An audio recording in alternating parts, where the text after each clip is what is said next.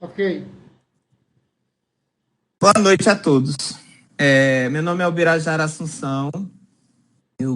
Fiquei responsável por ministrar essa segunda parte da disciplina de Ética e Legislação, que no caso é a parte de legislação. A gente vai dar início agora. Eu quero, de início, apresentar o conteúdo para vocês.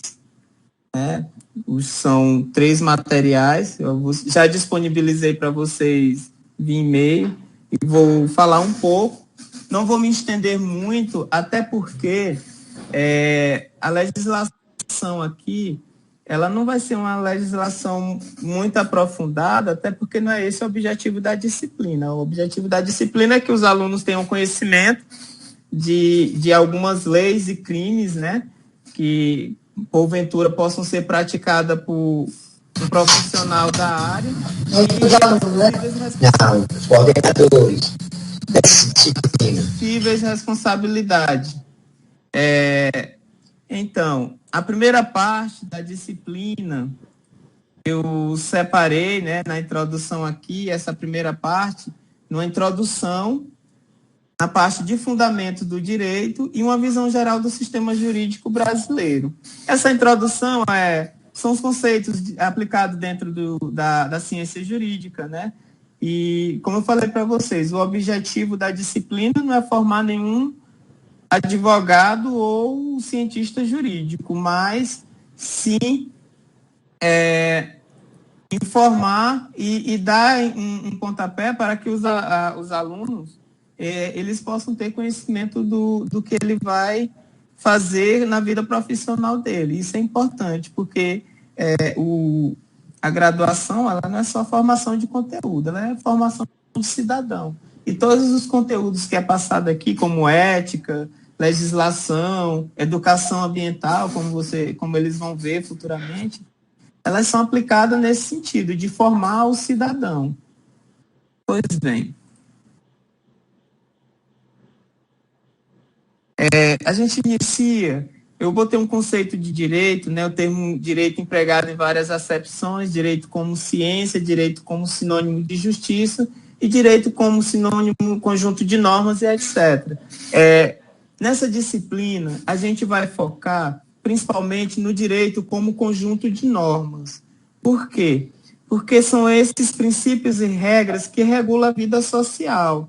E tendo conhecimento dessas normas, dessas regras, você sabe muito bem como fazer dentro de uma sociedade, como regir a sua vida.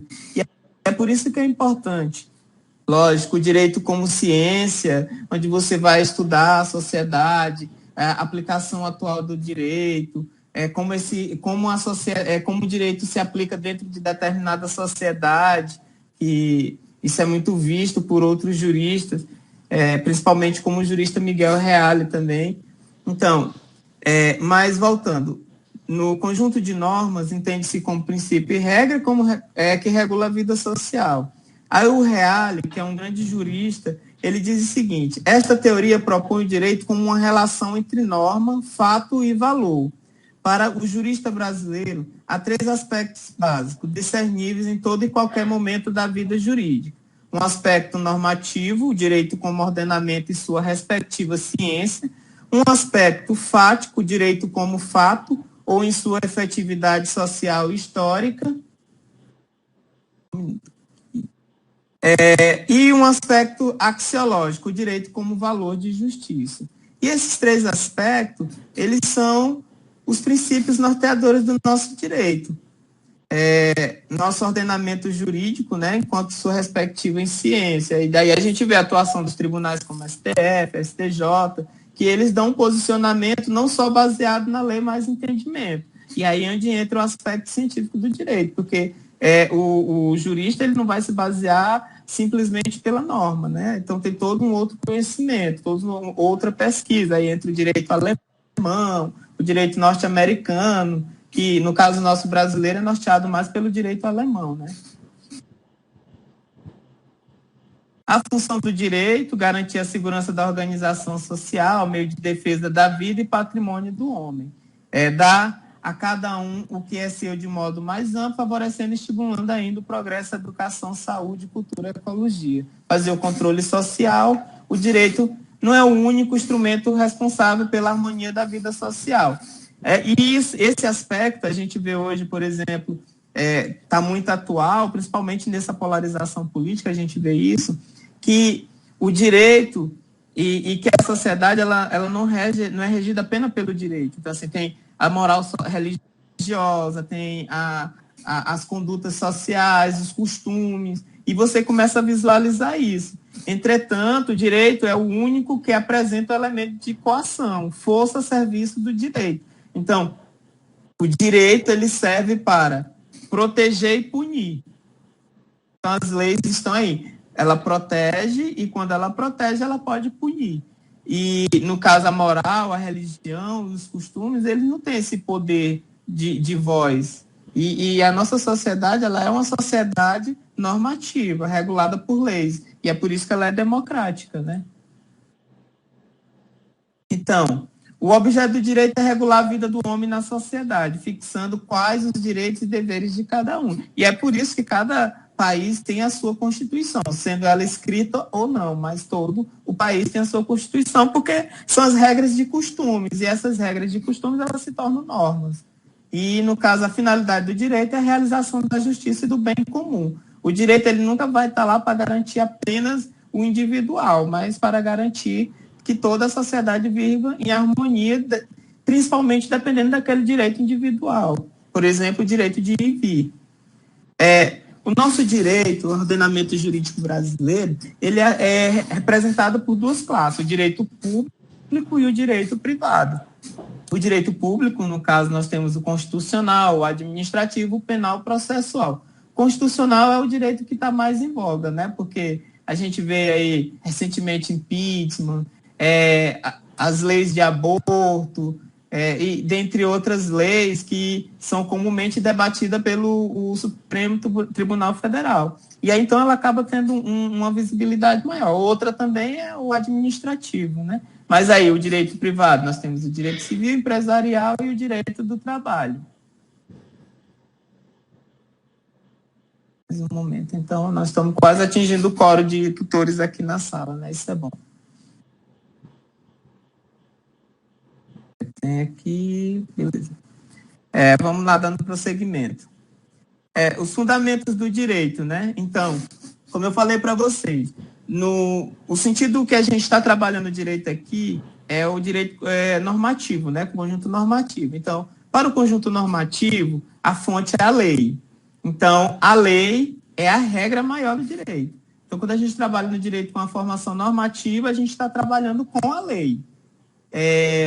No caso do direito público, é de conhecimento que o gestor ele não pode fazer nada se não tiver escrito na lei.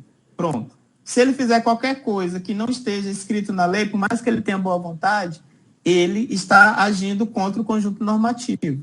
Já o direito privado, a gente vê que é diferente, né? Eles obedecem à lei, mas ele pode extrapolar a lei. Então, assim, o dono de uma empresa, ele tem que fazer tudo baseado na lei, mas se ele quiser doar, receber alguma coisa, ele não precisa necessariamente fazer com base nela, né?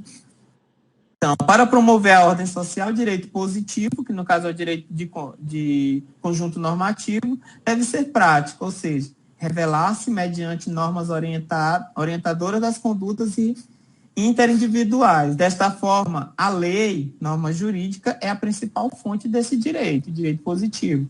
Aí, como eu falei para vocês, tem outras fontes. Entretanto, essas outras fontes, elas são fontes de costume. É a questão cultural, quando você a cultura de cada país. Então, a religião, as doutrinas, os costumes, elas vão definir. No entanto, a lei é a ordem maior dentro de um Estado democrático. Direito. Aí nós temos aqui, dentro dos fundamentos, fatos. O que são os fatos e os atos, os fatos típicos e os atos ilícitos.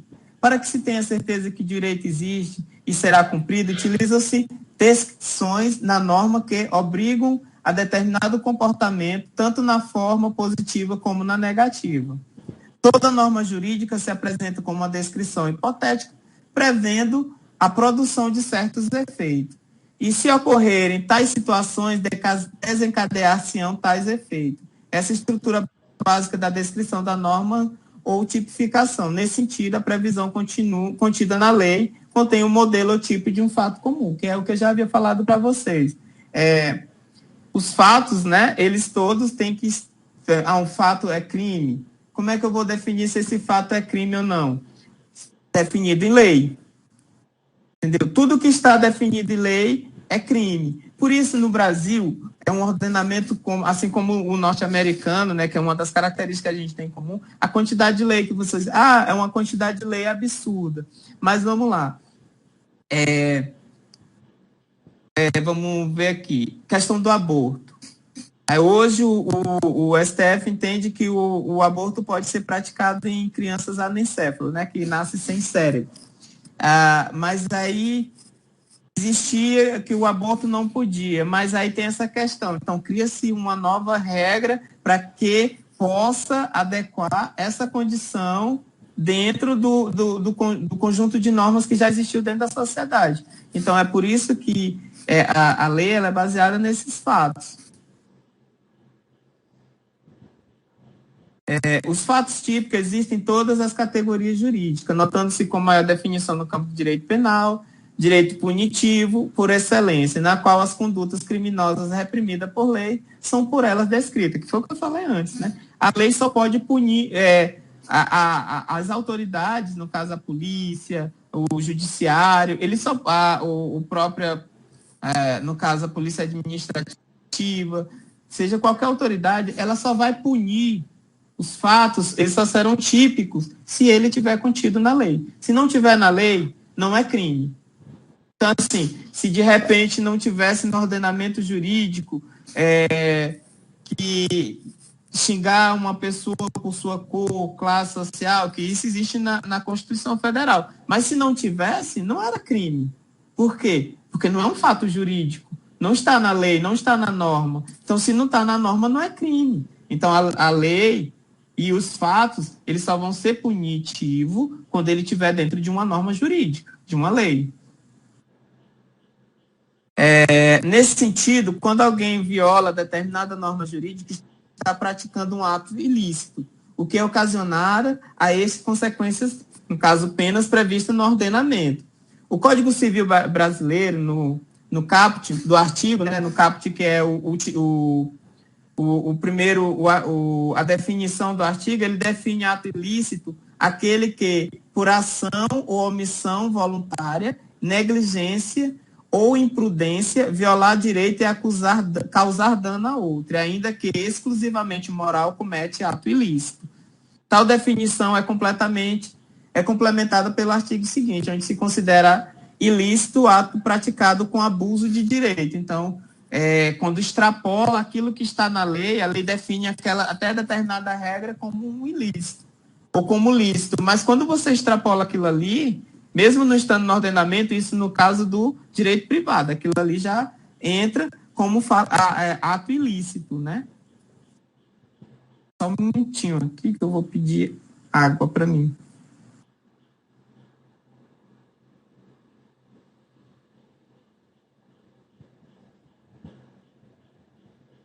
Só um minuto. Dando continuidade, fundamentos do direito, como eu falei para vocês, fato típico é ato ilícito ainda, para a configuração do ilícito concorrer aos seguintes elementos: conduta, antijuridicidade, imputabilidade e culpa. Aí aqui a gente dá a definição de cada uma, né? Conduta humana é o ato ilícito, que pode ser um ato comissão, né? Agir ou omissivo. E o antijuridicidade significa que a ação praticada é proibida pelas normas jurídicas. Imputabilidade é a responsabilidade do agente pela autoria do ilícito. E a culpa é o elemento subjetivo referente ao ânimos do agente ao praticar o ato. Emprega-se culpa em sentido amplo e em sentido estrito. Lato sensu, né, que é no sentido amplo, abrange o dolo e a culpa propriamente dita.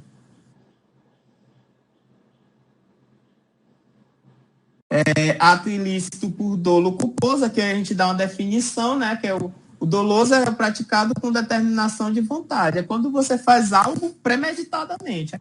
Você diz que aquilo ali é um ato doloso. Culposo não se verifica o propósito deliberado. De repente você está numa situação em que no calor do momento você agiu e cometeu um ato ilícito. É diferente do doloso. Doloso você está em casa planejando o que você vai fazer para cometer aquele ato. Como vai fazer, o que vai fazer, quais ferramentas utilizar. Essa é a diferença entre o doloso e o culposo. Aí aqui a gente tem uma definição, a violação de um dever pré-existente relacionado a 3 padrões de conduta. Imprudência, isso aqui no ato culposo. Falta de cuidado mais ação, dirigir bêbado, por exemplo. Negligência, falta de cuidado mais omissão, no caso de omissão de socorro. Imperícia, falta de qualificação em sentido geral para desempenho de uma atribuição. Empregado não foi bem treinado para aquilo. Culpa pode decorrer de negligência, imperícia ou imprudência. E aí você vê os demais conceitos. A consequência para a prática dos atos ilícitos é a reparação dos danos ou a sujeição à penalidade prevista em lei. Essa responsabilidade pode ocorrer no âmbito civil como na esfera penal. Geralmente você comete um crime, um ato ilícito, e esse ato ilícito ele pode ter relevância nas duas esferas. Você pode pegar uma punição, uma pena, no caso prisão ou algo do tipo, e na esfera civil você pode ser processado para pagar uma indenização, no caso. Então, o ato ele pode extrapolar as duas esferas, ou até mais. Aí aqui nós temos uma visão geral do sistema jurídico, né? Várias leis nacionais adotam os princípios da teoria objetiva, que dispõe sobre o transporte de passageiro, por exemplo. Consoante citado o parágrafo, adota-se também a responsabilidade objetiva. Nós temos aqui na esfera penal a responsabilidade subjetiva, né? Necessário elemento subjetivo do crime, portanto, o dolo ou culpa deve estar presente na análise do fato. E a esfera penal é bem mais complicada, né? E aqui é a nossa primeira parte. Então, eu espero que, se alguém tiver alguma dúvida, possa abrir agora ou a gente deixa para o final para debater a questão de conteúdo. Porque eu estou tentando ser o mais breve possível, mais sucinto, porque o direito não é algo tão simples, né? Mas também não é tão complexo. Na aula 2, vou carregar agora aqui para vocês o slide 2.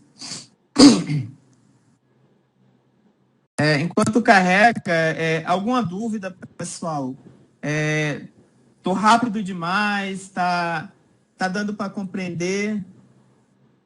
Se tiver rápido demais, eu posso dar uma parada. E a gente posso dar uma diminuída na velocidade, porque eu tenho esse defeito. Eu vou falando pelos cotovelos. Então beleza, né? Então, Reinaldo, Marco Antônio, Antônio Marques, eu vou, para não ficar repetindo, então, beleza, vamos dar prosseguimento. A gente viu lá a introdução ao direito, fundamentos, e a gente viu a parte de normas, né? A segunda parte da nossa aula, a gente vai falar de responsabilidade civil e penal e propriedade intelectual industrial. Eu não sei se vocês repararam, mas os links que eu mandei para vocês são de professores e advogados que já atuam muito tempo na área, somente de responsabilidade civil, crime cibernético. Quem teve a oportunidade de assistir as palestras de hoje, do Marcelo e do Alexandre, que são 2 peritos na área criminal, e eles são peritos... Só um minutinho.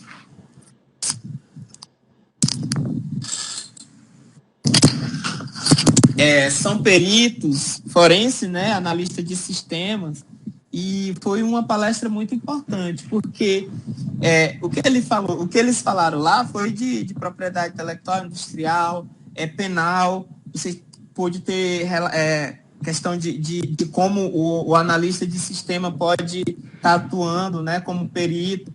E isso é importante porque, assim, o conhecimento da lei não é para você evitar crime, né? Também é para você evitar cometer crime, porque isso ele tem que ser uma conduta ética, né? Vocês viram que evitar crime é uma questão ética, é você ser uma pessoa de bem, mas ele serve para conhecimento de como você evitar crimes, como você não cometer e como você investigar crime. É por isso que a gente tem que ter um conhecimento jurídico, porque você evita, você deixa de cometer e você vai ficar precavido. Você vai trabalhar numa empresa e aí, de repente, você é o gerente de um determinado setor e um empregado seu, de sua responsabilidade, comete um crime que isso pode resvalar em você.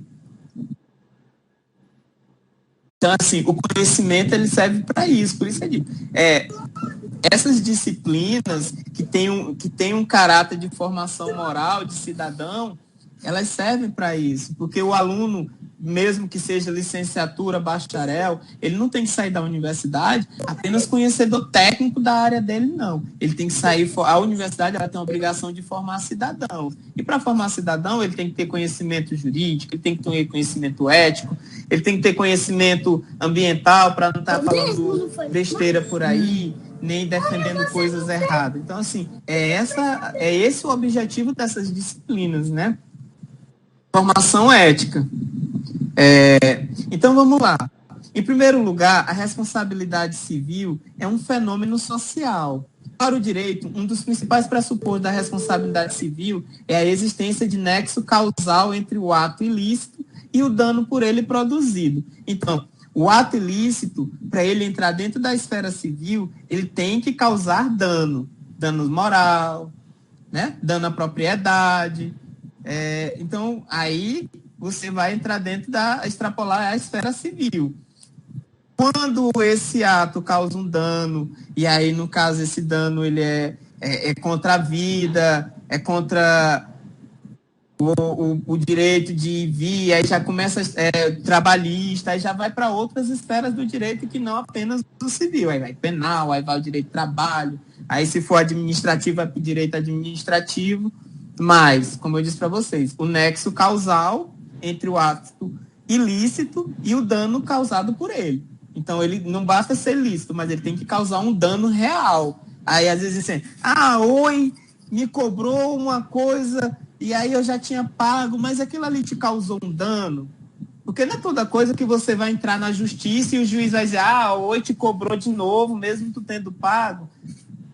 Mas isso não poderia ter resolvido administrativamente, você mandar, por exemplo, o boleto, olha, tá aqui o comprovante, eu já paguei. Então, assim, não é porque o ato, às vezes, um ato, ele é ilícito, mas tem que saber se ele é ilícito, mas tem que saber se ele causa dano, né? Porque tudo que acontece, eu já vou... Não, a lei, ela existe, né, lógico, para proteger, aí você vai direito do consumidor, reclamar do serviço e tal, tudo bem, mas... Quando é um ato mais simples, não causa um dano, eu vou entrar com dano moral. Não. O juiz não vai acatar tudo. O juiz é ruim. Não. O ordenamento existe, mas existe outras premissas. Uma delas é a razoabilidade. Não é porque você comete um ato, não tem dano, que tudo... Porque senão aí já inflaria o que já é inflável, né? Porque o nosso sistema jurídico, ele é engessado principalmente aqui no Nordeste, né? Sudeste, mas assim, Piauí, por exemplo, tem um histórico horrível no judiciário, que é muito engessado. Tenho amigos que trabalham nas varas, que vão atrás nos processos. Tem gente que briga por besteira, então tem lá processos que são porque alguém olhou torto, alguma coisa, e aí você vai lá, já gera um processo, o juiz vai ter que fazer aquela demanda e tudo mais. Então, assim, não é porque está lá que você tem que estar toda hora acionando, né? Você tem que acionar quando você tem, de fato, um dano real. Muito mais importante que o ato ilícito causou dano é o fato que esse dano deve ser ressarcido, né? É outra parte, que é a questão dos danos, como é que são, e aí entra na esfera civil propriamente dito, que a gente não vai detalhar aqui, lógico. Mas, assim, o Código Civil está aí, o Código de Processo Civil está aí para ser consultado, né? Não é para ser decorado, porque senão não teria os vade-mecum. Os crimes eletrônicos decorrem, no caso, a responsabilidade civil penal em relação aos crimes eletrônicos. Eles decorrem de fatos ilícitos praticados em ambiente virtual, tendo suas ações na área civis e penais, sendo utilizado como meio para praticar praticar o delito computador, nessas ideias da Patrícia Pecker, né, Pinheiro, que é aquele vídeo que eu disponibilizei para vocês. Mas a gente viu hoje, quem teve a oportunidade de assistir as palestras, que não mais o computador. Hoje nós temos muitos outros mecanismos, né? O smartphone, o tablet, o computador. Então, assim, você pode cometer ato ilícito de crimes eletrônicos por um meio de um aparelho que seja um aparelho possível de navegabilidade. Além disso, sabemos que em computação forense, as testemunhas, no caso as máquinas, não conseguem diferenciar culpa ou dolo, ou seja, um computador não traz informações de contexto da situação, tampouco consegue dizer se foi sem querer, sem intenção. E aí é onde entra. Hoje em dia a gente vê muitas pessoas cometendo crime. Teve recentemente a mulher que divulgou a fake news do caixão vazio. Aí divulga. Foi sem querer. Mas aí quando você vai fazer uma perícia num computador, lá não está dito para você, pro perito, olha, não foi porque eu quis, não. Então, assim, você vai cometer os crimes hoje em meios virtual, eletrônico, então, vai saber, internet não é mais terra de ninguém. Nós hoje temos a Lei Carolina Dickmann, né, que é bem recente, a gente vai falar isso mais na frente. Mas hoje a internet não é terra de ninguém. Então é isso. Por mais que você diga que não, eu fiz sem querer, mas quem vai definir o dolo e a culpa é o juiz na interpretação do fato. Vai ser investigado, o juiz vai olhar, e aí, dependendo do fato, ele vai dizer, olha, teve uma premedição, fez porque quis, na esfera penal vai pagar por isso, na esfera civil vai ter danos por isso e pronto. Então, é essa a interpretação. Parte do princípio de que nós não estamos mais no mundo sem regra. Porque, antigamente, você ia lá, eu tô com uma inimizade e tal, vou na internet e esculacho a pessoa. Ou, tô na internet e vou lá e falo tudo que eu sei daquela pessoa. Você está cometendo um crime. Entendeu? Não é terra de ninguém. O crime eletrônico, ele é, em princípio, um crime de meio. Isto é, utiliza-se de um meio virtual. Não é um crime de fim, por natureza, ou seja, o crime cuja modalidade só ocorre em ambiente virtual, à exceção dos crimes cometidos por hacker. Que nesse caso, ele é um crime fim, né? Ele não é um crime de meio. Diferentemente, porque o hacker, principalmente, ele comete o crime por dolo. Então, ele planeja aquele ataque, como é que ele vai fazer e tudo. Então, é um crime fim. Ele vai hackear um banco para entrar numa conta, ele vai hackear um sistema para poder bagunçar, tudo é premeditado, então isso é um crime fim. No caso da violação cometida contra as atividades desenvolvidas pelo profissional da informática, pode ser aplicada conforme o caso. A responsabilidade civil, subjetiva, aquela em que o dever de reparação decorre da culpa, ou a responsabilidade civil objetiva quando a obrigação provém do risco. No primeiro caso, o lesado deve comprovar que sofreu dano por imprudência, imperícia ou negligência do lesante. No segundo, basta o nexo causal entre o dano causado e a ação do lesante, sendo por isso irrelevante se a conduta do agente é dolosa ou culposa. Isso quem vai definir são as investigações, né? Lógico. E também a interpretação do juiz. Para fazer uso desse mecanismo, o profissional da informática deve observar, antes de reivindicar seu direito de reparação, se estão presentes os pressupostos da responsabilidade civil. Quais seriam? Ação comissiva ou omissiva, que pode se apresentar como ato ilícito ou lícito ou ilícito, ocorrência de dano moral ou patrimonial promovido pelo agente e o nexo de causalidade entre o dano e a ação. Então, se tiver essa conexão entre a causa e o dano da ação, aí vai ter as responsabilidades dos dois nas duas esferas do direito, tanto na civil como na penal. Mas, lógico, para o quesito mínimo para que aquela responsabilidade causada pelo agente, ela deve extrapolar isso aqui. Esses 3 requisitos. Se não extrapolar, se não abranger os 3, ela não vai ser ou um ou outro, porque aí vai a investigação e o juiz vai definir. No caso, no penal, o Ministério Público, né, vai oferecer a denúncia, e aí ele vai dizer se vai ser penal, e se o Ministério Público não oferecer a denúncia, aí cabe o lesante entrar na esfera civil para tentar tirar os danos em que ele foi acometido.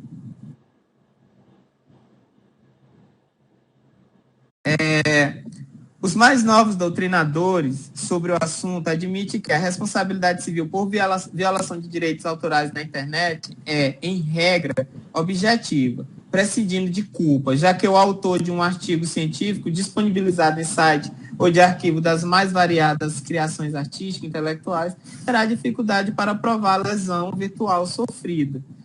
Então, assim, isso falando especificamente, aqui nós estamos falando em regra objetiva no sentido de uma determinada culpa, especificamente. Né? Naquele caso, a gente estava falando de uma questão mais abrangente. Nesse caso, ela se torna objetiva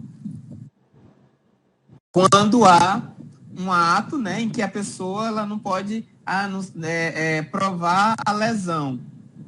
Como provar a lesão, mas aí ela tem que ser investigada e ainda assim, nesse caso, vai ser penal, porque a pessoa está cometendo crime de plágio, e vai ser na esfera civil, porque a pessoa está causando um dano àquela pessoa. De repente, eu componho uma música, aí vou no cartório, registro a música, alguém pega essa música e taca na internet primeiro do que eu e começa a lucrar com aquilo ali. Primeiro, a pessoa vai lá e se apodera da música, da letra da música, dos arranjos. A gente viu isso, por exemplo, teve um processo muito grande, saiu acho que no ano passado a definição do grupo de rock, eu não sei se vocês conhecem, o Led Zeppelin. E aí eles pegaram a melodia de uma música de uma banda que já... a banda tinha gravado essa música, tal, eles pegaram a melodia, modificaram lá alguma coisa e escreveram o tão sucesso dele, que é o Stairway to Heaven. E aí a banda processou, depois de muito tempo, conseguiram provar que houve plágio sim, e eles tiveram que reparar esse dano, né? Não teve o dano penal, porque aí já é um outro ordenamento que não é o nosso, mas teve o dano civil. Mas nesse caso... há o plágio, né? O plágio é um crime, tanto que a gente reforça muito isso no TCC, você pegar capítulo de um artigo, de um livro de uma pessoa e reproduzir como se fosse seu. É crime, né? Então, aí você está extrapolando as duas esferas. Então, você vai ser penalizado, né, na área penal e vai ser também punido na área civil. Propriedade intelectual, né? Dotado de inteligência, o homem cria, expõe ideias, procura atender pequenas e grandes necessidades através do seu espírito inventivo. Pode ocorrer que esse processo criativo destine-se apenas ao atendimento de um deleite pessoal. Pode ocorrer também que as criações artístico-técnicas sejam processadas para fins econômicos.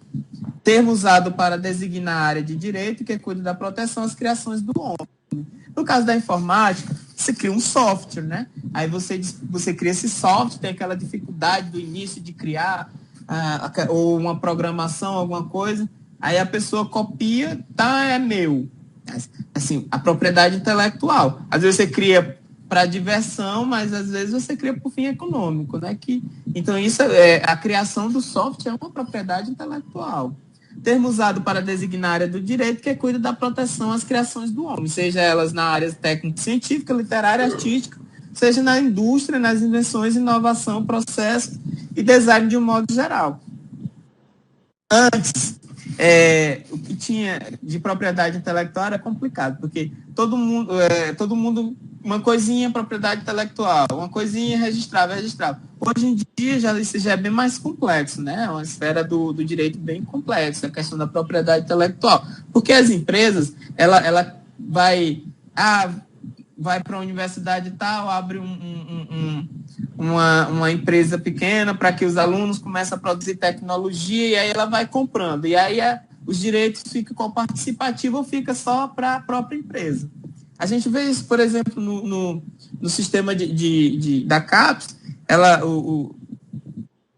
financia bolsa para professor produzir livro, mas o professor não tem direito pleno da obra. A obra ela vai ser o direito intelectual daquela obra, ela passa para o financiador. Aí a gente chama de concessão de direito de cessão, de contrato. Então, quando acontece isso, aí já extrapola, já torna a propriedade intelectual algo bem mais complexo. Mas é algo importante, porque a gente está falando de propriedade intelectual porque a gente acha, às vezes, que, por exemplo, você pegar um programa e modificar só o layout, ou uma coisa assim, ou coisa outra, e não está cometendo crime. Então, assim, quando você fala de propriedade intelectual, é importante você saber que você tem um direito e que você tem uma obrigação. O seu direito se você produziu, aquilo é seu. Então, tudo que for feito contra aquilo ali, causando dano, é um direito de você recorrer ao ordenamento jurídico, recorrer à justiça. Entretanto, do mesmo jeito, se você utilizar daquilo de forma irregular e se apropriando, você está cometendo um crime, entende? Então, é para isso que a gente tem que ter conhecimento. Então, é uma propriedade como qualquer outra, com os mesmos elementos essenciais de usar, gozar, dispor e reivindicar presentes em qualquer propriedade. Principais textos legais, nós temos a Lei 9.279/96, marcas e patentes. Nós temos a Lei 9.609/98, que é a Lei de Software, e nós temos a Lei 9.610/98, que é a Lei de Direitos Autorais. Então, nós temos essas 3 normas que vocês podem estarem aí pesquisando, se informando mais o que cada uma diz, e aí vocês vão vendo as regras, porque muitas vezes utilizamos programa pirata, pirateamos, passamos chaves daquele programa que eu consegui baixar na internet e tal. Então, assim, dentro disso aí está lá a lei de software, a lei de marcas e patentes, direitos autorais. Então, a gente está cometendo crime. Eu digo a gente porque quem nunca teve um computador? Eu hoje não uso mais, né? Mas, assim, é comumente que a maioria das pessoas dentro da sociedade utiliza software pirata. Baixa na internet, depois baixa uma chave e aí vão abrindo o sistema e vão conseguindo. Você entra cometendo crime na marcas e patentes, software, direitos autorais e etc. Tudo isso é crime. Né? Claro que a Microsoft ela não vai pesquisar quantas pessoas estão usando piratamente os seus programas ou outra empresa que produz software. Mas, assim, você, a partir do momento que você utiliza, baixa, utiliza, repassa, aquilo ali já é um crime, entendeu? Então, é importante você ter conhecimento disso. Então, propriedade intelectual, classificação, direito autoral e propriedade industrial. Então, ela está dividida entre direito autoral e a propriedade industrial, como eu falei. Às vezes a indústria paga, você produz e ali o direito autoral, o intelectual fica para a indústria, não mais para quem produziu. Ah, fui eu que fiz, a empresa lucrou muito com isso. Beleza, mas ela pagou por esse serviço, então o direito é dela. Você cedeu seu direito de propriedade intelectual, então você não tem mais direito àquilo ali, já era. E o direito autoral propriamente dito, em que você produz, é seu, alguém está usando, então se está usando e você não vendeu, não cedeu, nenhum documento comprova que você fez, mas a pessoa pode alegar, como foi dito antes. Mas ele me deu, ele me emprestou. Olha, mas a pessoa não tem como provar isso e ele está alegando que você está usando e lucrando indevidamente, então você está cometendo crime dentro da propriedade intelectual, do direito autoral.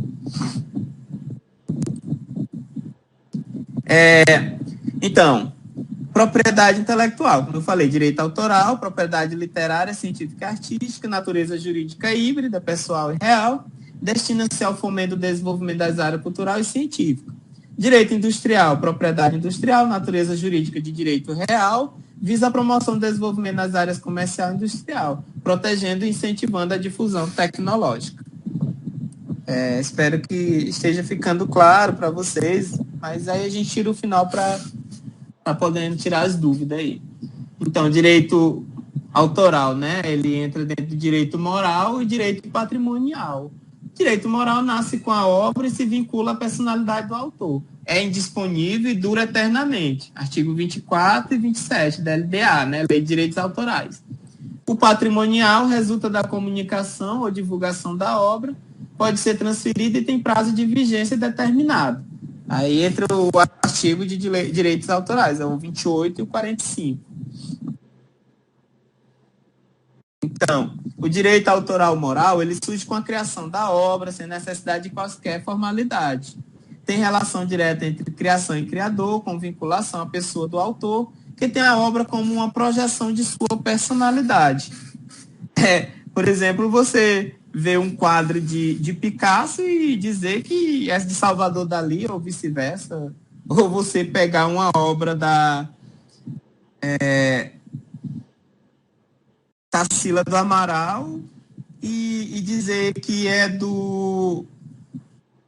desse que pinta os quadros coloridinhos aí, que eu esqueci o nome. Então, assim, você pega uma obra da Tarsila do Amaral, você diz assim, olha, essa aqui é Tarsila do Amaral, entendeu? Jamais você vai dizer que aquilo ali... Né? Então, assim, quando ele diz essa vinculação da pessoa à obra, a questão da personalidade, é que você pega e você diz, olha, isso aqui, você já sabe que é daquela determinada pessoa. Você não vai dizer que uma música do Zé Ramalho, por mais que o Zeca Pagodinho cante, você vai dizer, olha, essa aqui é a personalidade. Você sabe que aquilo ali está dentro da personalidade. Então, quando ele diz isso, é essa vinculação mais profunda.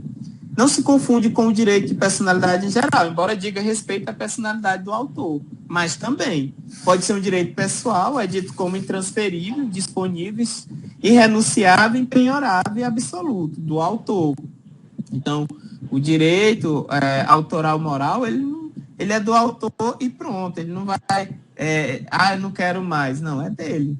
Não tem validade temporal determinada, ou seja, não possui prazo de vigência com duração mínima.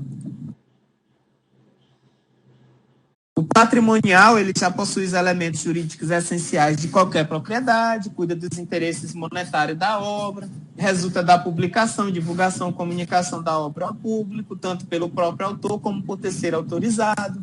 Diferentemente do direito moral, pode ser negociado por transferência, cessão, licença, vigora por toda a vida do autor, mais 70 anos, com algumas exceções, contados do primeiro dia do ano subsequente ao falecimento. E a gente vê muito isso. De repente, você está aqui na internet, aí, olha, obra de fulano de tal, Machado de Assis, está disponível gratuito, está no acervo público.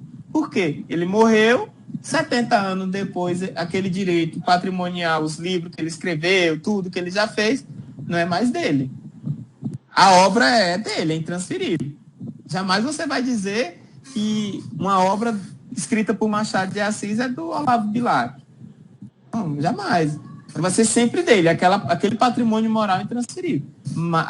O direito autoral é intransferível. Mas o direito patrimonial, de lucro, de venda, então assim, vai até o final da vida. Se ele viver 100 anos, vai até ali mais 70. Entendeu? É basicamente isso. O direito autoral moral, não. Vai para a vida toda. Então, o que os primeiros cientistas fizeram, os literários, músicos, você vê Beethoven, Bach, Mozart, intransferível, é dele. Mas, assim, determinado tempo, aí passa-se a ser patrimônio público, não mais dele. Todo mundo tem acesso livre. Não preciso mais eu comprar. Né? Isso dentro do ordenamento jurídico brasileiro. A gente está falando aqui de norma jurídica brasileira. Programas de computador. Importante isso aqui, né? Segundo define a lei de software, programa de computador é a expressão de um conjunto organizado de instrução em linguagem natural ou codificada contém suporte físico de qualquer natureza, de emprego necessário em máquinas automáticas de tratamento da informação, dispositivo, instrumento, equipamento periférico baseado em técnica digital, ela fazer funcionar de modo para fins determinados. Está aqui no primeiro artigo da Lei 9.609/98. O registro tem validade de 50 anos, diferentemente do direito autoral patrimonial, que é 70, contados a partir do 1º de janeiro do ano subsequente. De repente, você fez aquilo ali em julho de 2019. Ele só vai começar a contar em janeiro de 2020, os 50 anos da sua criação. Isso aí está previsto no artigo 2º, o artigo 2, parágrafo 2º. Da mesma forma como acontece nos instrumentos de propriedade, né, industrial, patente, marca, desenho industrial, o programa de computador deve ser registrado junto ao INPE, Instituto Nacional de Propriedade Industrial. Nesse caso, não há exame de pedido. O INPE exerce apenas o papel de depositário dos dados técnicos que identifique o programa. E assim, como toda patente, ela tem que ser autêntica, original, né? Não ter sido feita, tem uma igual. Não, se não é igual, ali é no mínimo plágio, né? Então, ele não vai ali patentear aquilo ali e considerar aquilo ali como uma obra atual, né? Ou sua, ou de propriedade sua. Então, tem todo um requisito para se considerar aquilo ali como uma obra originária.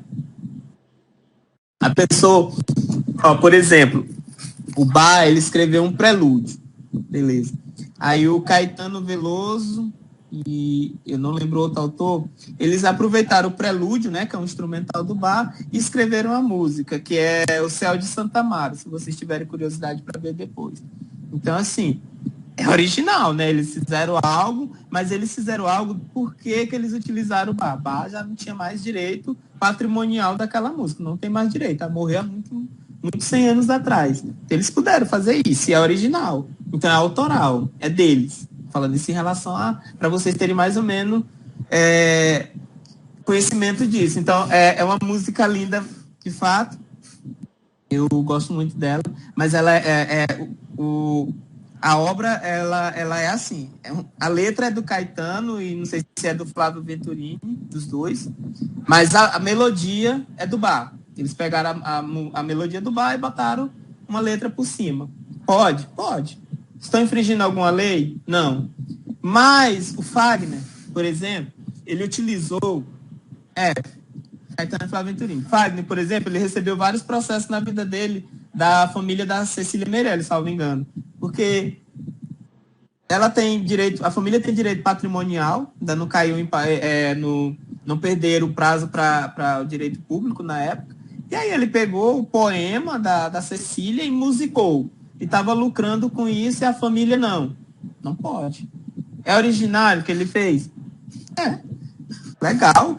O Renato Russo fez isso com a letra de Vaz de Camões e com os versos que ele tirou da Bíblia, né? E aí ele fez Monte Castelo. Mas aí, no caso, os dois outros autores já não tinham mais direito patrimonial, mas aí, no caso do Fagner, tinha. É uma complicação.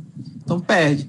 Então, voltamos. Assim, recebe o material mantendo a sua guarda à disposição judicial para o caso de contencioso envolvendo litígios, quando a autoria e propriedade do direito ao registro, né? Nesse caso. É importante, tudo que você for fazer, para você ter direito, é importante estar registrado. Vocês fazem um software, vai lá e registra. Porque quando a pessoa, você detecta que alguém copiou o seu software, aí lá no registro indica que a pessoa fez em 2020, mas você em 2018 já tinha desenvolvido e registrado. Então, o direito autoral e patrimonial daquele software é seu, e não de quem foi lá e fez. Entendeu? Então, assim, tudo isso é importante, você ter conhecimento da lei, para você se resguardar também dentro do direito.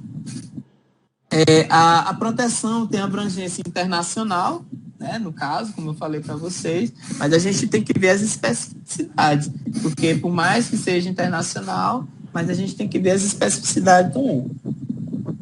Os registros feitos no Brasil devem ser aceitos nos demais países signatários dos acordos internacionais. Aqui nós temos um limitante. devem ser aceitos nos demais países.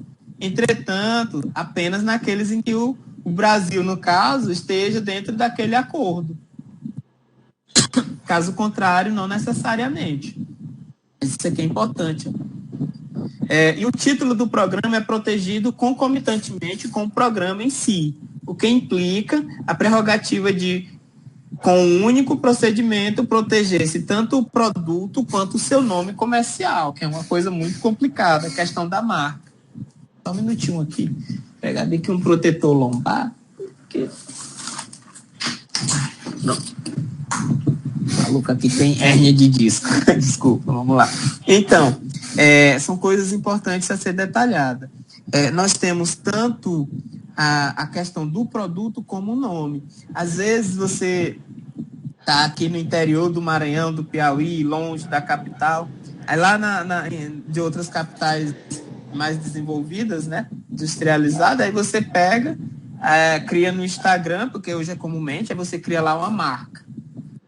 Aí, de repente, a logo não é a mesma, mas o nome ou a logo é parecido. Aí você começa a vender dentro daquela sua loja virtual com aquele nome. Então, você está se utilizando de uma marca já existente.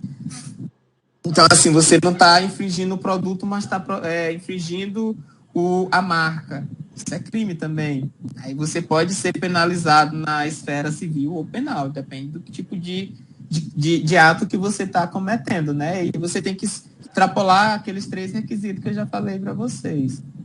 Programa de computador por característica própria e por força legal possui natureza jurídica de direito autoral, portanto.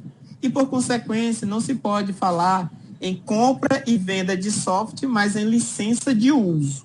Então, eu não posso... eu comprei o programa da Microsoft. Não, eu comprei a licença de uso, né? Eu não compro o programa ele não vai ser vendido. A não ser que a marca, no caso a Microsoft, outra marca, disponibiliza lá um leilão para vender o pacote Office.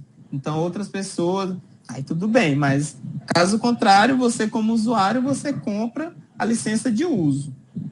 E os tipos de desenvolvedor, autônomo ou empresa, contratado para trabalho sob encomenda. Aqui há um tratamento diferenciado, como eu falei.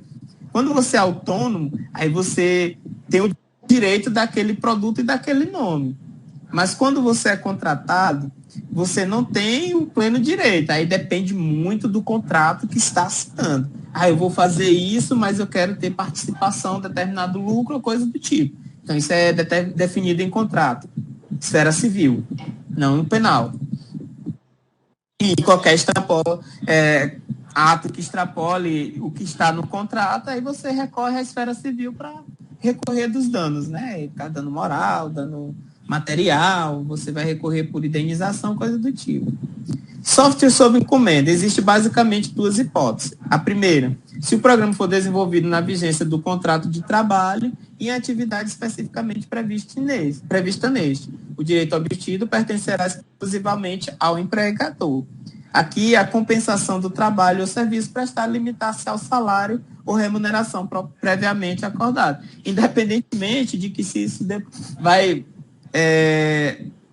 ter ou não, mexer no lucro, vai ter muito lucro, coisas do tipo. E o direito autoral patrimonial, quando será apenas ao empregado se o software desenvolvido é resultado de sua iniciativa pessoal em relação com o contrato de trabalho e sem a utilização de recursos, informações tecnológicas, segredo industrial de negócio, materiais, instalação e equipamento do empregador ou contratante. Aí entra a questão do contrato, como eu falei para vocês.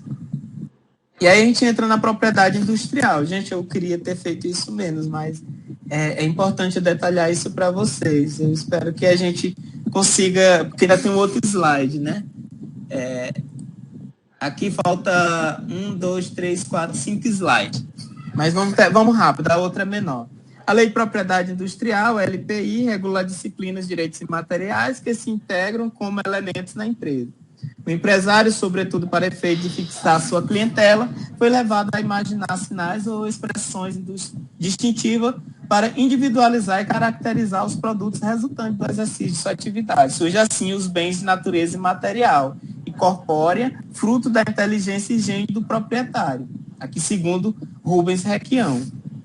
é bem complicado isso aqui, porque o empresário ele tem o efeito de fixar a sua clientela. Foi levado a imaginar sinais de expressões distintivas para individualizar e caracterizar os produtos restantes. Então, quando ele começa a vender em uma determinada marca, ela passa a ser dele, a não ser que ele ceda isso, mas essa marca passa a ser do empresário. Então, de acordo com o artigo 2 da Lei de Propriedade Industrial, proteção de direito relativo à propriedade industrial, considerado o seu interesse social e desenvolvimento tecnológico e econômico do país, ela efetua-se da seguinte forma. Importante. Concessão de patentes, invenção e de modelo e utilidade, concessão de registro de desenho industrial, concessão de registro de marca, repressão às falsas indicações geográficas e repressão à concorrência desleal. Então, é isso aqui que ela vai evitar. Né? O artigo 2º na Lei de Proteção Industrial, ela vai evitar isso aqui, para que determinado tipo de crime não aconteça. Esses direitos industrial, advindo da propriedade industrial, são concedidos pelo Instituto Nacional de Propriedade Industrial, que é a autarquia federal. Esses direitos de propriedade não são considerados bem imóveis. Desta forma, somente após a devida obtenção da concessão pelo INPE é que se tem garantido o direito de exploração econômica com exclusividade de qualquer invenção, modelo de utilidade, desenho industrial ou marca. A patente é o instituto que formaliza o privilégio de invenção ou de um modelo de utilidade. Ao autor de invenção ou de um modelo de utilidade será assegurado o direito de obter a patente que lhe garanta a propriedade. Invenção é algo novo, antes, inexistente, fruto da atividade inventiva do homem, o que tenha aplicação industrial. Então, você vai patentear, só patenteia se for algo novo. Não adianta você chegar lá com algo parecido com o que já tem. Se já é parecido, você está só copiando. Dificilmente será patenteado. A invenção e o modelo de utilidade para que possam ser patenteados são sujeitos ao seguinte requisito: novidade, atividade inventiva, aplicação industrial e não impedimento. O não impedimento, algumas invenções ou modelo de utilidade não podem afrontar os costumes, a segurança, a ordem e a saúde pública, estando impedida de serem patenteados. Porque é novidade, porque é inventivo, porque tem aplicação industrial, mas aí dentro dos costumes daquela sociedade, pode? Não pode, então não vai ser patenteado. Vocês estão entendendo, né? Então, para ser patenteado, tem que extrapolar o 1, o 2, o 3 e o 4. Ok? Aí agora a gente vai para a nossa terceira etapa. Está terminando, pessoal.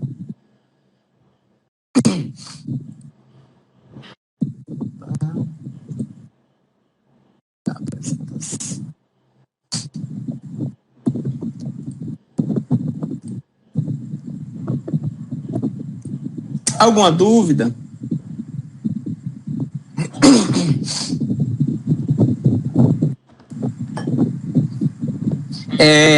O Marco Antônio dos Santos falou, a Amazon faz isso. Como eu falei muito, faz isso o quê? Ser batido aqui. Para ficar mais claro para os demais colegas, né?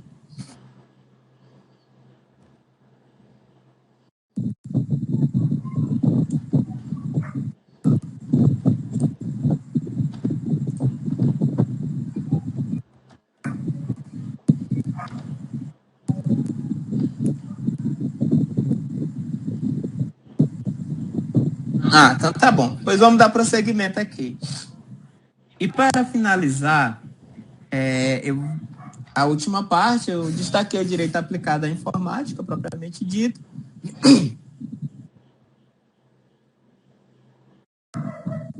Sim, tá certo. Ela utiliza, né, ela compra o produto e ela cria uma marca. E aí ela vende a marca, independentemente que o produto não é dela, isso. Mas aí é um contrato. Você vende o produto, se você me vende o produto, eu faço dela o que eu quiser. Mas já não pode, por exemplo, você pegar algo de alguém, tirar a etiqueta e botar a sua e dizer que foi você que produziu, né? Aí é complicado, aí já é crime. Direito aplicado à informática, legislações e procedimentos. Então, segundo a Patrícia Peck Pinheiro, né, na era digital, o instrumento de poder é a informação, não só recebida, mas refletida, ou seja, aquela que a gente passa. A liberdade individual e a soberana do Estado são medidas pela capacidade de acesso à informação. A gente sabe que não sei se vocês puderam assistir hoje, mas o Marcelo, ele falou na questão do poder de acesso à informação dos Estados Unidos e China. E não por isso eles são as maiores potências, porque quanto maior a capacidade de informação, maior o poder do Estado de soberania, principalmente nos dias atuais. Então, com a revolução tecnológica ocorrida nas últimas décadas em constante processo de mudança, uma nova área vem merecendo um debate mais profundo nos meios acadêmicos e jurídicos. Trata-se do direito informático ou direito digital, como queiram chamar. Ramo do direito que resulta do somatório ou combinação da ciência, do direito, com a ciência das novas tecnologias. O centro é os Estados Unidos, mas hoje a produção tecnológica não está só centrada lá, não. A China produz muito também, muita tecnologia. E a gente viu que, por exemplo, é um mercado muito doido, né? Porque tem a questão da espionagem e aí você vai vendo quem tem mais poder, né? E é uma briga de cachorro grande que não dá para se meter muito, mas é a área de vocês, né? A era atual é a revolução do computador, da internet e dos meios de comunicação em suas diferentes peças. A gente fala computador, mas a gente sabe hoje que a tecnologia não está limitada mais apenas à tela do computador em si. Então, produtos tecnológicos que cabem na palma da mão, no braço, o próprio relógio, né, os smartwatches, você pode colher informação lá, inclusive são alguns hackers, né, entram até neles, então é algo bem complicado você definir hoje apenas como computador, mas é o que a gente tinha de mais atual para poder passar aqui em termos de referência. É a era digital em que a sociedade é praticamente controlada pela revolução digital e pela disseminação de informação. Eu acredito que nós já tenhamos passado um pouco da era digital e a era da informação ela está se sobrepondo, né? Hoje em dia a informação ela é muito rápida, lógico, através da era digital, mas a revolução da informação está muito mais à frente da questão industrial tecnológica, né? Lógico que elas seguem aquele paralelo, mas eu acredito que a informação ela está indo muito mais além. A produção científica, a produção de informação, ela chega mais rápido e aí facilita muito. A sociedade é chamada de sociedade da informação nesse momento. Tem suas características associadas aos avanços ultra rápidos da microeletrônica, dos computadorização de serviço e imagem, da robótica industrial, dentre outros. Eu também acredito que é desinformação, porque depende muito de como essa informação esteja chegando. Mas que a informação chega e chega muito rápido, tanto de processo de industrialização, como de produção científica, etc. Então, nós temos esse acesso muito rápido e em muita quantidade. Lógico que cabe a cada um filtrar. De que forma, então, aplicar o direito à informática? O direito digital representa a revolução do direito, do próprio direito, incluindo aí os fundamentos e princípios em vigor até hoje, e introduzindo novos institutos e elementos que dêem suporte para o pensamento jurídico em todas as suas áreas, tais como civil, comercial, financeiro, econômico, penal, internacional, etc. E a própria justiça ela teve essa necessidade de mudar, porque os crimes que começaram a acontecer na internet, e aí o que fazer, não tem lei. Então a própria sociedade começou a exigir isso do legislativo e o legislativo começou a produzir. E vai ter que produzir muito mais, né? Porque está só no início. E a nossa é bem recente. Então tem muita coisa para ser produzida ainda. A evolução das tecnologias informáticas exige que mudança no direito, a fim de que esse possa se adaptar às transformações sociais, propondo soluções para os novos problemas que surgem, cabendo aos profissionais do direito o papel de condutores mediadores na busca de resoluções e conflitos. O direito não deve ser visto apenas como um poço de problema, pode ser utilizado para resolver vários problemas, utilizado como meio de gestão, facilitando o acompanhamento de processo, a organização de agenda de compromisso e demais atividades da rotina diária desses profissionais. Exemplo, teletrabalho, home office, o coronavírus, uma situação muito triste que está acontecendo, mas, de uma certa forma, foi um desconforto que fez com que a sociedade caminhasse para dentro da tecnologia mais ainda. Nós estamos adentrando e pode ser um caminho sem volta, né? Porque é uma dependência muito grande e, graças à informação e tecnologia, a sociedade não parou por completo. E o direito também não parou por completo.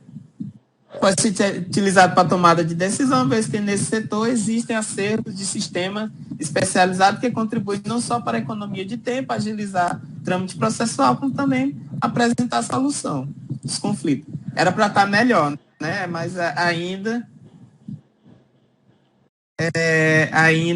o nosso ordenamento é muito lento, não digitalizou todos os processos, ainda tem muito processo físico, mas estamos caminhando, vamos ver até lá como é que vai ser. No Brasil, em que prevalece o direito positivado, a Constituição Federal é a lei maior. O direito informático ainda não tem um código específico. Por essa razão, pode ser utilizado de acordo com o caso de todos os códigos já existentes, além da própria Constituição Federal, que em seu bojo traz inúmeros artigos concernentes a esse novo ramo do direito.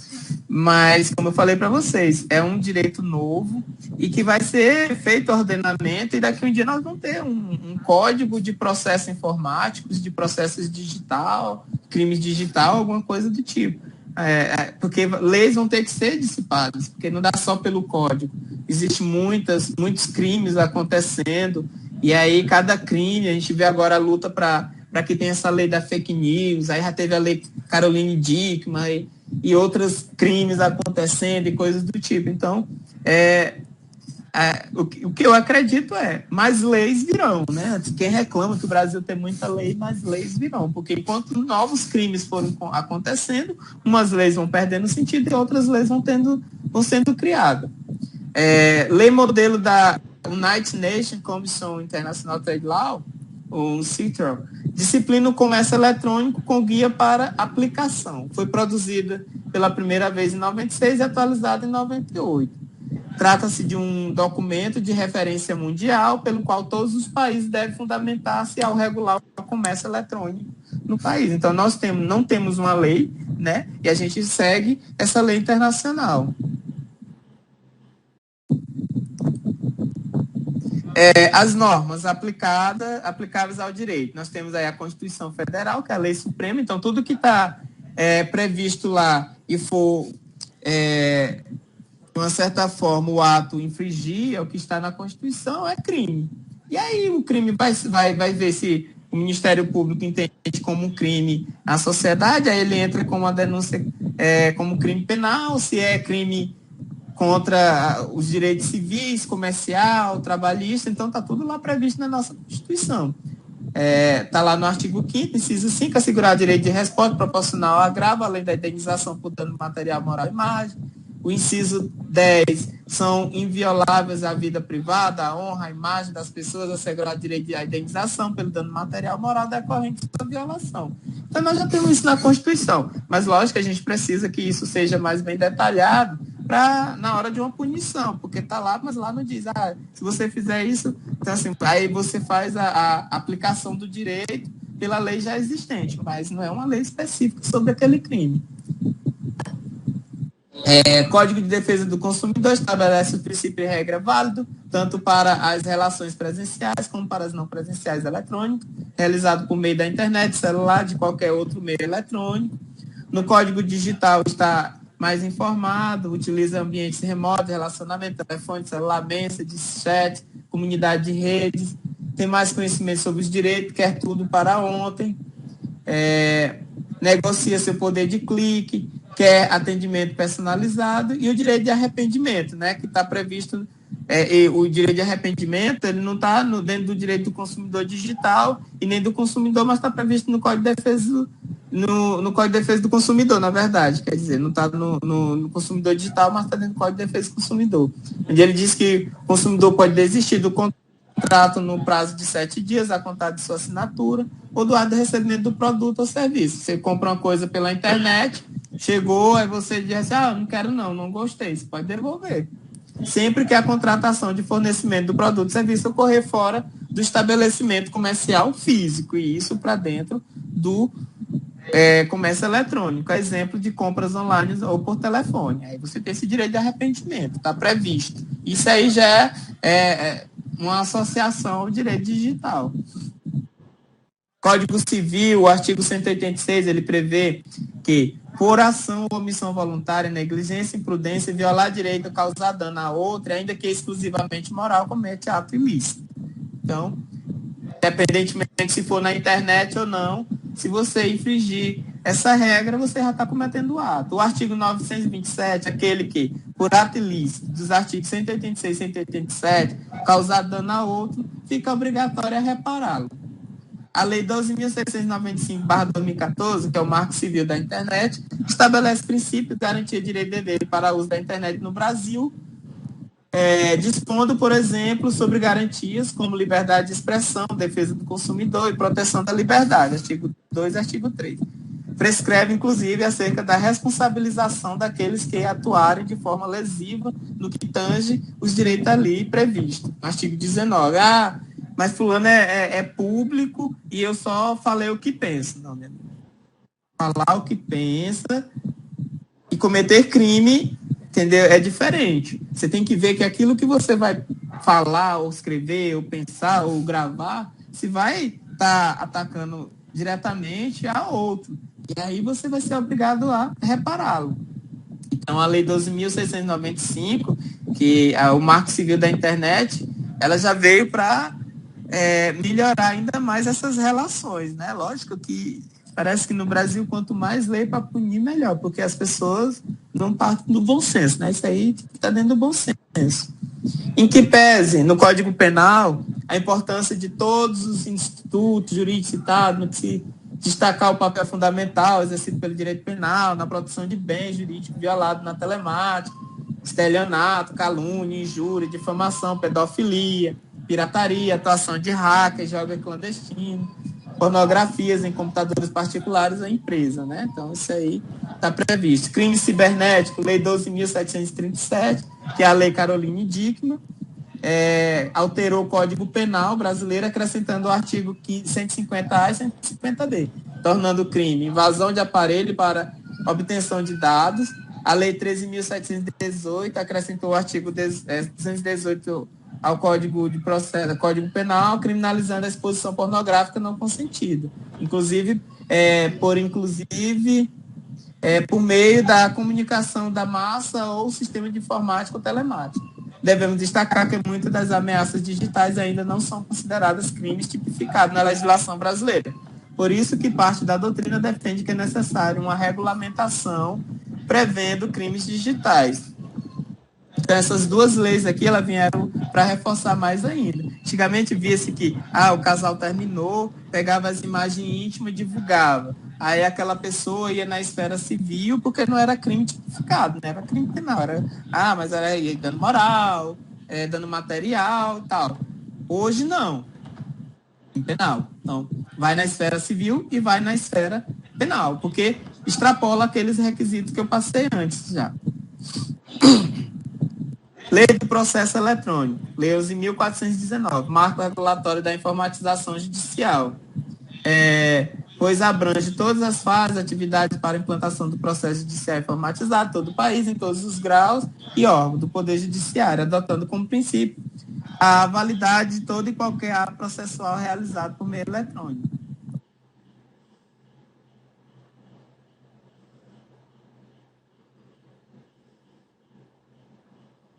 Mas acaba sendo uma invasão, né? No caso, porque ele obteve, não foi invasão digital, mas ele obteve, transferiu para o e-mail e aí, a partir daí, ele divulgou. Então, o crime não é só você obter, o crime é você divulgar, porque você está cometendo crime.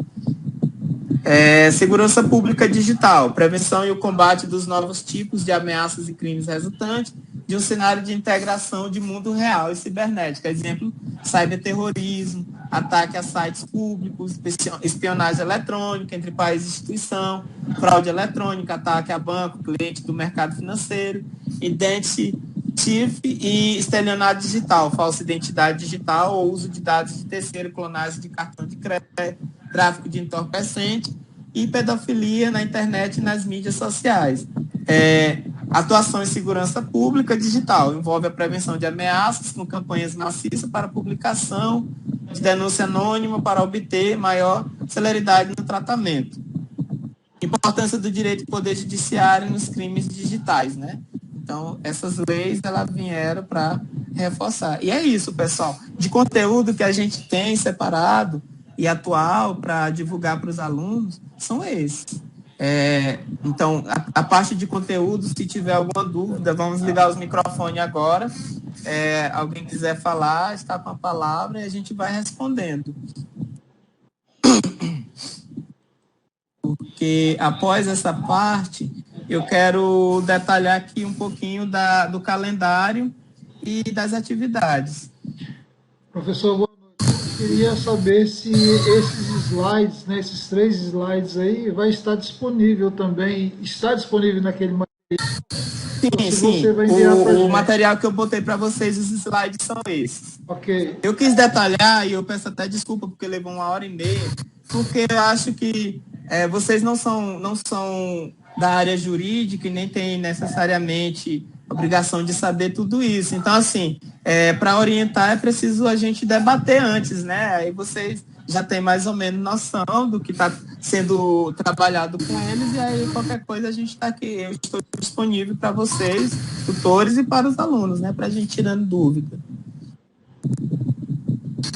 Mais alguém? Professor, está me ouvindo? Estou, professor. Está me ouvindo? Almir. Sim. Isso. Eu sou tutor do Maranhão. De Maranhão, de União. que eu trabalhei no Maranhão há muito tempo. Meus alunos estão necessitando desse material. Esse material que você mandou para mim, aqueles lá, aqueles livros, aquelas coisas maravilhosas. Gostei demais, mas os alunos estão com acesso. Eu estou brigando com ele de vez em quando, tá no SIG, acompanha, negócio do todo. Disponibilizado para os alunos? Pode ser disponibilizado? Todo aquele material que eu botei no e-mail para vocês é para postar na plataforma, é para os alunos, livros, até porque as atividades que estão lá, os fóruns, eles vão ter que fazer uma leitura complementar. Tem uns vídeos que eles têm que assistir, porque os vídeos vão tirar muitas dúvidas. Tem essas palestras de hoje, tem um material que o Leonardo Ramon e o professor Vanderlei disponibilizaram, né, a apostila da disciplina, e eu não quis me ater apenas à apostila, porque eu acho que é uma disciplina ampla e que merece pesquisa. Além daqueles materiais, o aluno pode ir nos códigos, nas leis, verificar, até porque, eu vou já detalhar aqui com vocês, nas atividades, eu botei caso concreto. Então, assim, análise de caso concreto, o aluno tem que ir na lei, o aluno tem que verificar o que a doutrina fala, para ele poder resolver o problema. É excelente o material didático.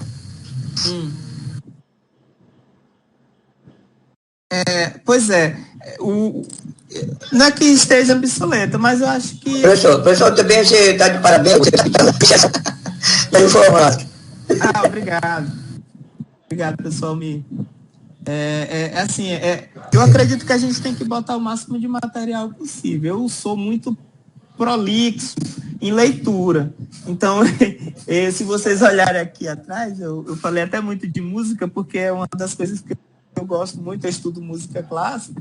E assim, eu gosto de música clássica, eu vou comprando tudo para ler o máximo que eu gosto. Eu gosto de direito, eu gosto de educação ambiental, eu gosto de biologia. Então, assim, eu acho que o aluno de graduação, por mais que seja perreado, não tem tempo e tem, ele tem que aproveitar esse momento para ler, para se informar, para não se tornar um profissional de cultura rasa, que não tem aprofundamento no que faz.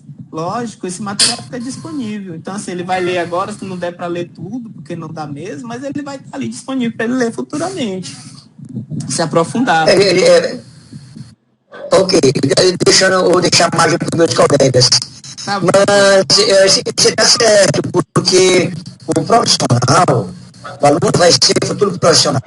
Deve ter muito conhecimento, mas muito mesmo. Um abraço para você, professor. Até outra vez. Dá meu espaço para os meus colegas que estão me procurando. Um abraço. Tá bom. Abraço, professor. Professor, boa noite. Como é que fica a orientação para aquelas outras 3 atividades que já estão na plataforma? É com o professor Vanderlei. Vocês têm o contato dele. Tem sim. Pronto. Vocês continuam a parte de ética com o professor Vanderlei. Então, toda dúvida que tiver na área de ética, com ele. Na parte de legislação é comigo. Tudo bem? Respondido?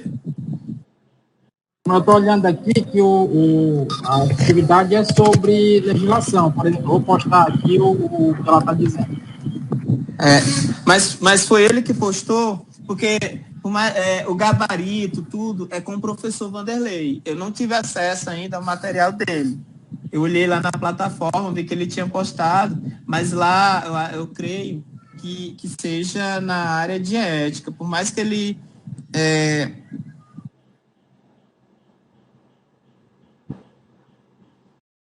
por mais que ele tenha feito alguma questão na área legislativa, mas é abrangência de ética lá. Então, assim, é importante que vocês, na atividade, na primeira fase, é importante tudo que está lá, vocês procurarem o professor Vanderlei. Das atividades que eu mandei agora, os gabaritos eu vou disponibilizar para vocês, de tudo, dos fóruns, das atividades, até porque 2 atividades são objetivas e uma atividade apenas é subjetiva, que é para o aluno assistir o vídeo e fazer o relatório. Então, acho que não tem nem muita dúvida, não. Dúvida é só escrever. Se ele souber escrever, tá tranquilo. Porque é transcrever aquilo que vai assistir. Ok. Não, eu vou ficar tranquilo.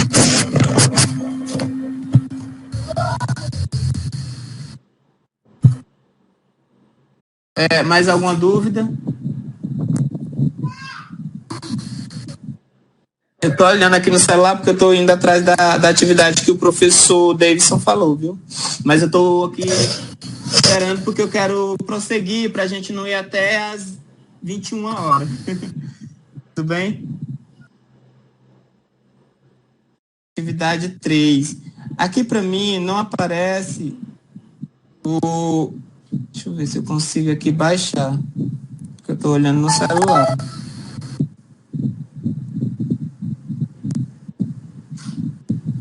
Bora ver aqui.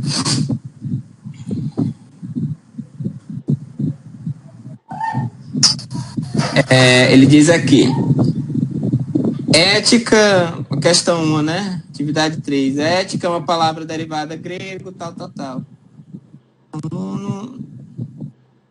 Não vejo isso aqui como legislação, não. Isso aqui está totalmente no campo da ética. Eu acho que qualquer dúvida que vocês tiverem sobre isso, é falar com o professor Vanderlei mesmo. Se quiser, pode mandar para mim no grupo, que eu repasso para ele, viu, professor Davidson? Tranquilo, eu posso passar para ele a dúvida que você tem, você espera, pode botar no privado, se quiser. E aí Mas eu acho importante no grupo, porque fica uma coisa comum, e se for dúvida de todos ser tirado. Tudo bem? Tá, obrigado. Professor Birajara. Oi. Em relação àqueles vídeos que o senhor disponibilizou, se eu não me engano, são 3, não é isso? Sim.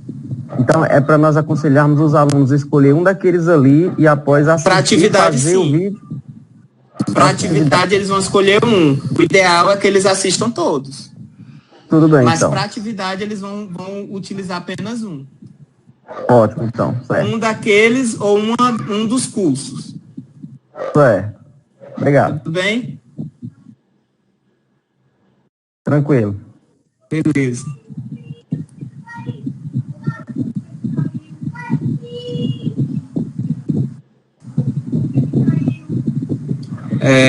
Eu estou lendo aqui, professor Davis, a questão, né? A partir da anotação de direito, como conjunto de leis que normatiza a vida do homem em sociedade, quais os fundamentos do direito e qual a relação entre direito natural e direito positivo? Certo, eu vou passar isso aqui para o professor Vanderlei, eu vou tirar aqui a foto, e aí eu vou, se ele não responder para vocês como é a atividade dele, eu vou pesquisar e vou fazer elaborar uma resposta gabarito, tudo bem? Não vou lhe dar a resposta agora não, porque não vou ser prolixo e dizer assim, você é isso, isso e isso, não. Eu vou formalizar, vou responder um minutinho aqui.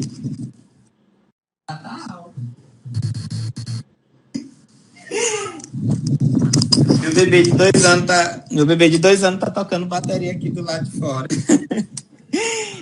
Quanto ao relatório, tem algum modelo a seguir? Professora Ana Paula, eu deixei lá na atividade dizendo que, no mínimo, 35 laudas, ou 35 linhas, uma introdução, desenvolvimento e conclusão. Introdução ele vai escolher o tema, então ele vai fazer uma introdução leve sobre aquele tema, o que é aquilo ali, direito, no caso, se for um dos vídeos, deixa eu ver aqui qual é o título, só um minuto.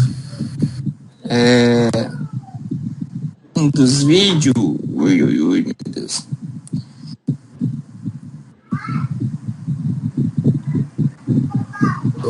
Vamos lá. Crime cibernético. Ele vai definir o que é crime cibernético e tal. Aí ele vai detalhar o que foi que o professor, o pesquisador, falou sobre aquilo ali, e aí ele vai concluir, né? Vai dizer o que são, dar uma opinião dele formal sobre aquilo ali. Não, uma opinião qualquer, ele vai formalizar uma opinião. Tudo bem respondido, professora Ana Paula? Beleza. Alguém mais?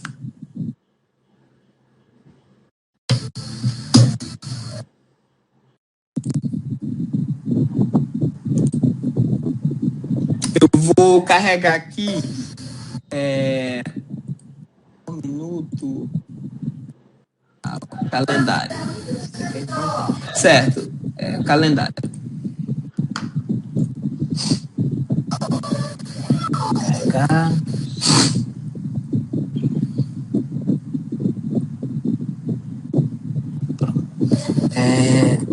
Aqui nós temos a atividade 1, atividade 2.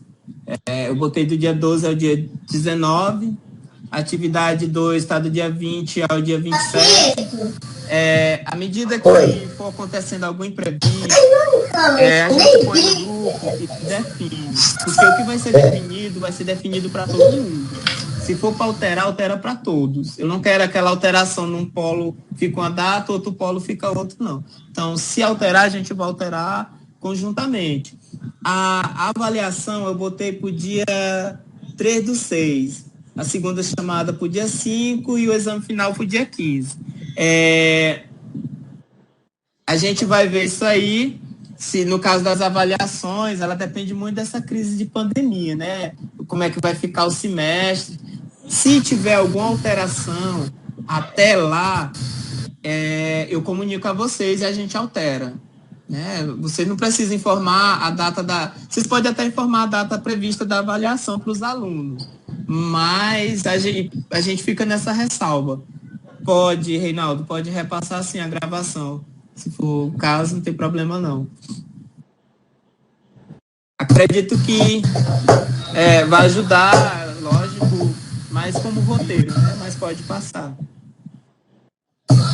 Momento, Crisneide, vou te aceitar aqui. Pronto, aceita. Crisneide já tá aceita. Os links lá no grupo também, não entendi, Reinaldo. Que link? Pode falar, fica mais fácil.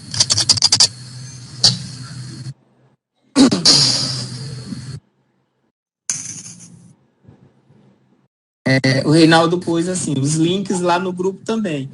Se for dos vídeos, Reinaldo, os links eu botei na atividade 3. Então tá. Mas eu botei lá o link, mas eu vi que até na hora que eu passei no WhatsApp teve um problema. Então, no vocês podem repassar aqueles vídeos diretamente para os alunos que têm o WhatsApp. Para mim, então, fica até melhor. Disponibiliza, se vocês conseguirem carregar ele na plataforma, ótimo. Se não, pode disponibilizar. Assim como aqueles materiais que eu passei para vocês, que são, acho que 3 a 4 livros, eu não lembro aqui a quantidade. Vocês podem passar ou botar na plataforma ou repassar para os alunos via WhatsApp. Eu acho que na plataforma, não sei se ficaria muito poluído. Tem muito ruído. É o ventilador ou o que é? Tinha uma pessoa digitando, eu acho, mas já parou.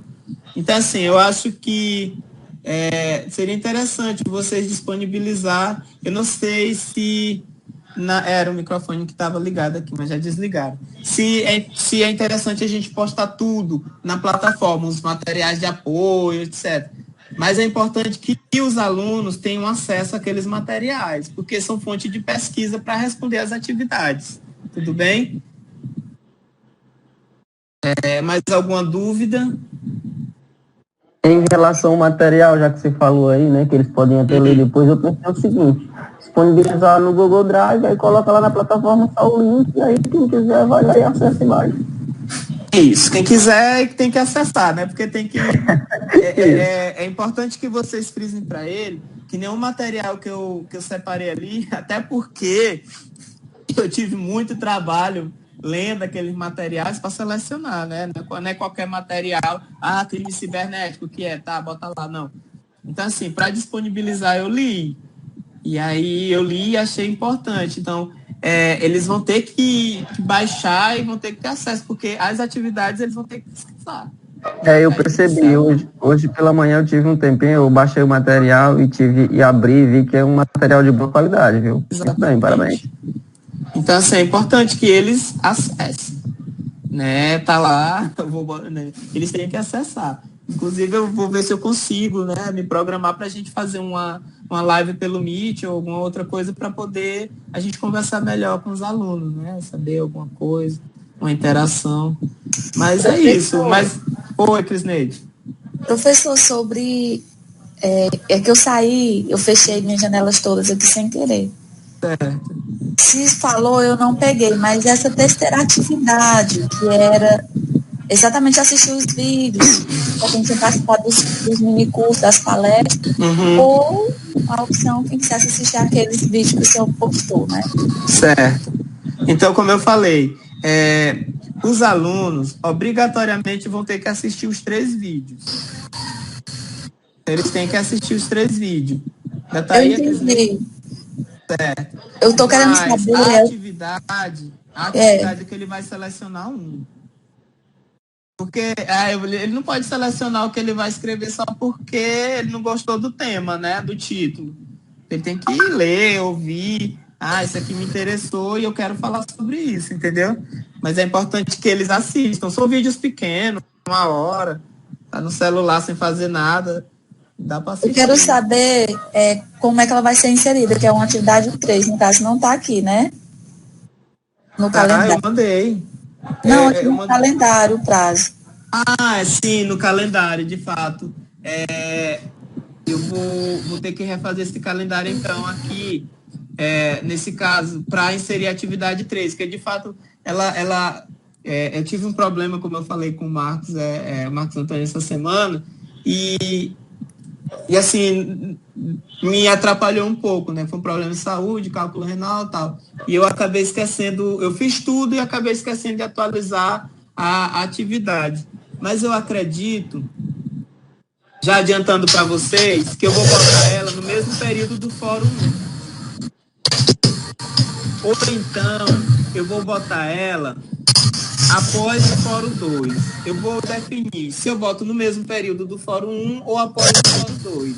Então, é uma atividade que ele demanda mais tempo. O Fórum ele pode ir fazendo 1, 2, e essa atividade ele vai ter que assistir, né, de certa forma. Então, eu vou botar ela para depois do Fórum 2. Eu vou ver aqui um prazo e vou botar ela ou durante o Fórum 2 ou depois do Fórum 2. Mas eu vou definir direitinho, viu, Crisneide? Obrigado pela observação. Tudo bem. Deixa eu fazer outra pergunta sobre a prova, essa avaliação. ela já é junto, é tudo a mesma coisa, né? A prova, eu conversei com o Leonardo Ramon, é outra incógnita, porque assim, nós não podemos fazer prova física, né, já que não pode ter aglomeração. Então, o Leonardo Ramon acredita que talvez a gente vai fazer por meio de formulário eletrônico no próprio SIGA. A gente vai elaborar e disponibilizar para o aluno responder. Certo. Eu acredito, eu quero que a prova seja objetiva, até para evitar questão de tempo, né? Vou conversar com o Leonardo Ramon, essa parte, eu estou definindo essa didática da prova, da avaliação. E também com o professor Vanderlei, que é o professor da primeira parte da disciplina, né? Porque eu quero ver com o Leonardo Ramon a necessidade real de uma avaliação objetiva e não sei, de uma prova escrita ou não. Então, tudo isso eu ainda vou definir. De qualquer forma, eu vou deixar aí no calendário, porque se tiver, já está definido. Beleza? A mesma dúvida da Crisneide aí. Estava com a mesma dúvida da Crisneide, porque... Almir, só um momento, o Marco pediu a palavra primeiro. Estava com a mesma dúvida da Crisneide, porque eu estava pensando aqui, o professor Vanderlei com a ética, você com a legislação. A disciplina é ética e legislação. Então seria uma só. Você iria contribuir com algumas questões e o professor Vanderlei seria isso? Isso, mas eu já entrei em contato com o Vanderlei, professor Marcos, e a gente eu falei com ele já, porque minha preocupação era essa, né? Então eu peguei o bonde andando. E aí os alunos já responderam as atividades deles, questionamento, então foi dentro da visão dele, do sentido de ética, né? Dessa forma, eu vou elaborar conjuntamente com ele, a gente vai debater as questões, não vai ser ele elabora lá e joga para mim e eu mando, não. A gente vai trabalhar de forma integrativa. Pelo menos eu já conversei com ele e a ideia é essa, tá bom?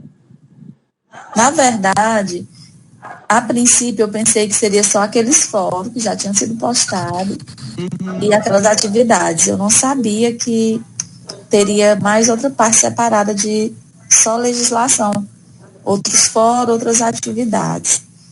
E aí eles vão criar, eu até pensei em fazer algo bem sucinto em relação, porque já tinha aquelas outras, mas a disciplina exige isso. Exige que os alunos... Mas está simples, não tá. Eu não me aprofundei muito, assim como vocês viram no slide. Tudo que está no slide, nas atividades, está simples. Não são atividades que vai desgastar o aluno para fazer. Entretanto, eles têm que fazer, né? Assistir um vídeo.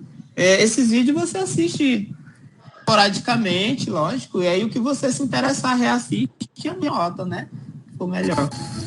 Mas quando eu fui convidado, a proposta foi essa, foi ministrar a disciplina e produzir o material, como eu produzi, e atividades e fóruns. Eu até pensei em fazer menos fóruns, mas... Não entendi, é que eu não sabia, mas aí dá para articular com eles, como a gente não está tendo os encontros aos sábados, é uma forma de compensar para eles estudarem mais. Porque assim, não dá para o aluno não está indo para o polo, não está tendo aqueles encontros, então assim, tem que ter, e a gente tem que de uma certa forma resguardar, porque está dentro da ementa da disciplina, né? Tudo que está feito aqui, o professor Vanderlei já fez, o que eu estou fazendo, está dentro da ementa da disciplina. Então, a disciplina é ética e legislação. Então, está tudo lá. Ele falou detalhadamente de ética. Eu tive esse cuidado de ler os slides que estavam postados, o material que ele postou, e eu vi que ele não trabalhou legislação com vocês. Então, trabalhei especificamente, viu que eu nem entrei na nuance de ética de forma alguma, né? Lógico, o direito trabalha ética e moral, mas a gente trabalhou aqui, literalmente, normas jurídicas. Qual seria a sua confusão em relação à disciplina, para ficar mais claro? O fato de ter dois professores... Oi, professor. Eu só queria... Sim, fala. Eu só queria, antes de me despedir de vocês, eu quero professor Luiz Benha, você está por aí, você está nos ouvindo. Não é o momento para isso. Acho que não, né? Só participação. Professor, Foi muito... A gente faz isso no grupo. Tá bom. Tá ok. Um abraço. Um abraço para vocês. Até a próxima. Eu gostei muito. Tive uma aula excelente. Abraço para vocês. Até outro dia. Boa noite. Boa noite. Jaciara, é isso. É porque, assim, é uma disciplina em que o professor Leonardo Ramon, na verdade, ia ser talvez ministrada pelo professor Vanderlei e o professor Leonardo. E aí, é porque são dois aspectos diferentes.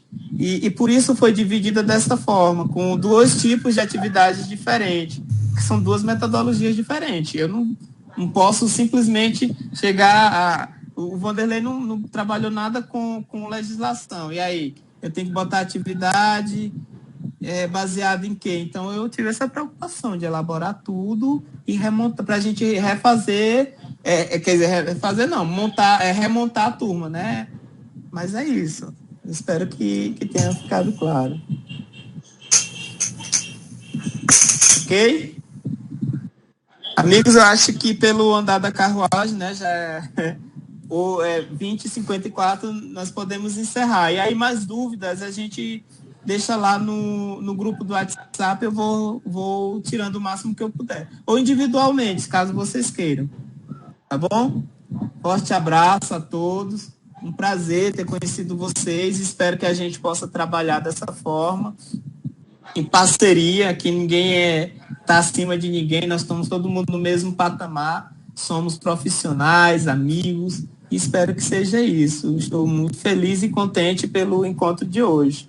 Agradeço e boa noite. Boa noite.